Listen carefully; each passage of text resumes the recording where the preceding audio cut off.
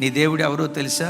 మకమకలాడే జనపనార ఉత్తిని ఆయన అర్పే దేవుడు కాదు. నలిగిన రెల్లును విరిచే దేవుడు కాదు. లోకం మూలిగే నక్క మీద తాటికాయ వేస్తే నా దేవుడు ఎవరో తెలుసా? నలిగిన హృదయాలను దృఢపరచటానికే లోకానికి దిగి వచ్చిన మనసున్న మహా గొప్ప దేవుడు ఆయన. ఒకవేళ నీ హృదయం రకరకాల సమస్యలతో నలిగిపోయిందేమో, నన్ను ఆదరించే వాళ్ళు ఎవరు లేరు, నా ప్రక్కన నిలవబడి ఒరే బాబు తిన్నావా అని అడిగే దిక్కు కూడా నాకు లేదు, నా హృదయం ఒకవైపున నలిగిపోతే సూటిమూటి మాటలతో నన్ను గుచ్చేవాళ్ళు ఎక్కువైపోయారు, మానసికంగా నన్ను హింసించే వాళ్ళు ఎక్కువైపోయారు, నా బాధను పెంచేవాళ్ళు ఉన్నారు కానీ నా బాధకు మందేసే వాళ్ళు లేరని ఒకవేళ నీ బ్రతుకులో నువ్వు సతమతం అవుతూ ఉంటే నీకే ఈరోజు ఈ శుభవార్త.